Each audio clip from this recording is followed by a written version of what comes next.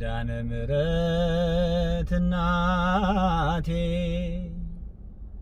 ኃጢአተኛ ብለን የምናስባቸው ውስጥ በጣም ልበ ንጹሐን ነው።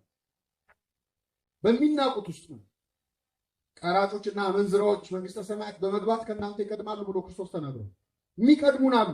እሱ እንኳን ሱሰኛ ነው፣ እሷ እንኳን ጠጪ ነች፣ ዘማዊ ነው፣ እንደዚህ ነው የምንላቸው ሰዎች ከኛ የተሻለ ትሁት ልቡና ያላቸው ሰዎች፣ በጣም ሱሰኛ ሆነው ንጹህ ልብ ያላቸው ከጠበል ውጭ የማይጠጣ ግን ክፉ ሰው ሊኖር ይችላል። አይችልም?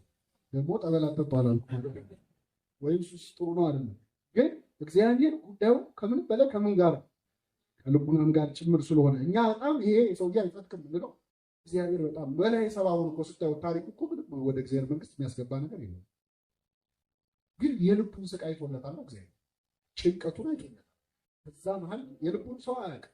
በእኛ መስፈርት ቢሆን አይገባም አይሆንም የምንለው ሰው ሊሆን ይችላል። እና ካስደነቀኝ አንዱ ገነት ውስጥ አገኛቸዋለሁ ብዬ የማላሰባቸውን ሰዎች ማግኘቴ ነው። ሁለተኛ አገኛቸዋለሁ ብዬ የምጠብቃቸው ሰዎች ደግሞ አጣኋቸው።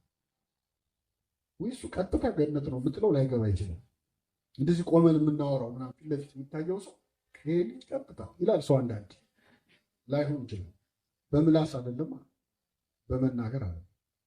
ሶስተኛ በጣም ያስደነቀኝ እኔ ራሴ ገነት ውስጥ ራሴ ማግኘት ነው። እንዴት እኔ እግዚአብሔር መንግስት ገባው? በረከቱን ያሳድርብን። እንዲህ ለማለትም ያብቃን አምላክ። ያም ሆነ ሰው ትክክለኛ ማንነቱ ቅዱስ ጳውሎስ ራስን ማወቅ የሚጀምረው የዛን መሆኑን ይላል። አሁን ከእውቀት ከፍ ያውቃለሁ ይላል። ከምን ከእውቀት ከፊሉን ነው የማውቀው። ያን ጊዜ ግን እኔ እንደታወቅኩ አውቃለሁ፣ በሰማይ ያሉት እኔን እንደሚያውቁኝ አድርጌ ያውቃለሁ ይዛል።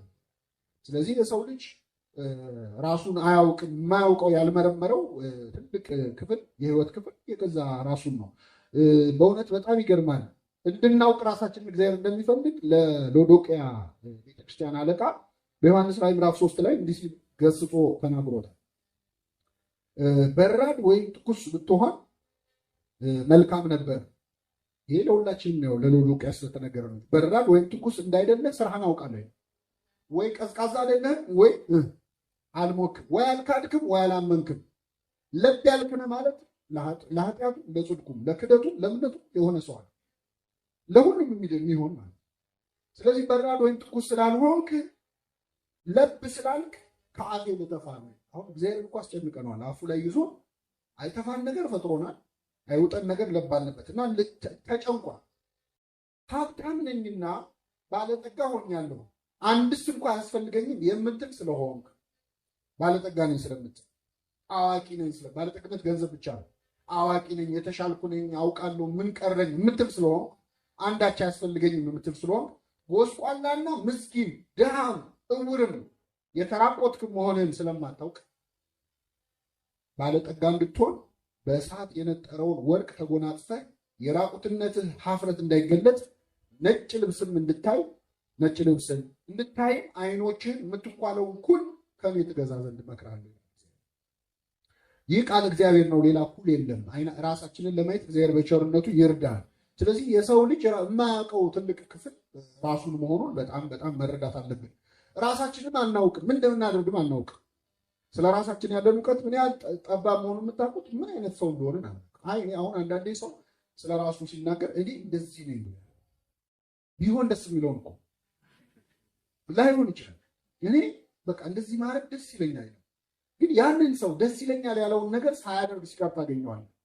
አይለኝም ያለውን ደግሞ ሲያደርግ ገና ማን እንደሆንን ገና ራሳችንን አልለየነውም፣ አላወቅም በፍጹም። እኔ ይላል አንዳንድ ሰው በጣም ደግሞ ደፈር ሲል እኔ በምንም ተአምር አልዋሽም።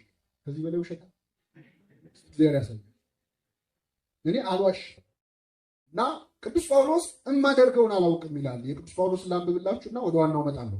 ሮሜ ምዕራፍ 7 ላይ በእውነት ቅዱስ ጳውሎስ ስለራሱ አይደለም የጻፈው፣ መልእክቱን ለእኛ ነው፣ ለእኛ ለኃጢአተኞቹ እንድንጽናናበት። አንዳንዴ ቅዱሳን እውነት ቅዱሳን ናቸው እንዴ እስክትል ድረስ በጣም የድክመታቸውን የሚያሳይ ነገር ጽፈው ታገኙ። አሁን አባ ጊዮርጊስ ዘጋስጫ እንደኔ ዘማው የለም፣ እንደኔ ምን የለም፣ እንደሱ መነኩሴ አባ ጊዮርጊስ ለኛ እኮ ለኛ ለዘማዋን ለኛ ለኃጢአተኞቹ መጽናኛ እኮ እንዲሆነን ነው። ጸሎት ስታደርግ ራስህን እነሱ ህይወት ውስጥ እንድታገኘው እንድትጽናና ነው። እነሱ በጣም ወደ እግዚአብሔር በቀረቡ ቁጥር ደግሞ ከሰሩት መልካም ስራ ይልቅ ያልሰሩት ጎልቶ ይታያቸው፣ የቀራቸው ይታያቸዋል። ብዙ አላስደሰትኩትም ስለሚሉ ኃጢአተኞች ነው ይላሉ። እንደው ለኢሜጅ ቢልዲንግ ወይ ጥሩ ለማውራት ብለው አለ።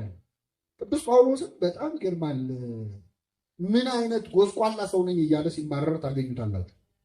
ሮሜ ምዕራፍ 7 ላይ እንዲህ ይላል፣ የማልወደውን ክፉ ነገር አደርጋለሁ ይላል። እስቲ በሉ የማልወደውን ክፉ ነገር አደርጋለሁ። አንዳንዴ የማንወደውን ክፉ ኃጢአት አንሰራ እንደው ከዚህ መቼ ነው የምንላቀቀው እያለ የማልወደውን ክፉ ነገር አደርጋለሁ፣ ዳሩ ግን የምወደውን በጎ ነገር ደግሞ አላደርገውም። መስራት የምንፈልግ አሁን ጠዋት ተነስቼ ጸልያለሁ ይላል። ተኝቶ ያረፈ የሚፈልገውን ነገር አያደርግም፣ የምወደውን አላደርግም። የማልወደውን የማደርግ ከሆንኩ ያን የማደርገው እኔ አይደለሁም በእኔ የሚኖር ኃጢአት ነው እንጂ ይልና እኔ ምንኛ ጎስቋላ ሰው ነኝ፣ ለዚህ ሞት ከተሰጠ ሰውነት ማን ያድነኛል ይላል። ሁላችንን ያድነን። ሲጀምር ግን የማደርገውን አላውቅም ብሎ ነው የሚጀምር። ከፍ ብላችሁ ቁጥር 15 ላይ የማደርገውን አላውቅም፣ የምጠላውን ያን አደርጋለሁ፣ ዳሩ ግን የምወደውን አላደርግም። ስለዚህ እንግዲህ በአጠቃላይ ባጭሩ የመጀመሪያው ነጥባችን ስለ ራሳችን ያለን እውቀት በጣም ትንሽ ነው። እንዴት ነው አንድ ክርስቲያን ከእግዚአብሔር ጋር ለመገናኘት የመጀመሪያው በተግባራዊ ክርስትና ሕይወት ውስጥ ራስን ማወቅ በጣም አስፈላጊ። እኔ ማን ነኝ ብሎ ራስን መገምገም። እንዴት ነው የምናውቀው?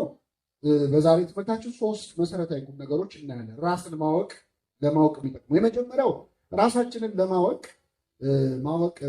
ለፈለገ ሰው አንዱ መሰረታዊ መንገድ እግዚአብሔርን ማወቅ ነው።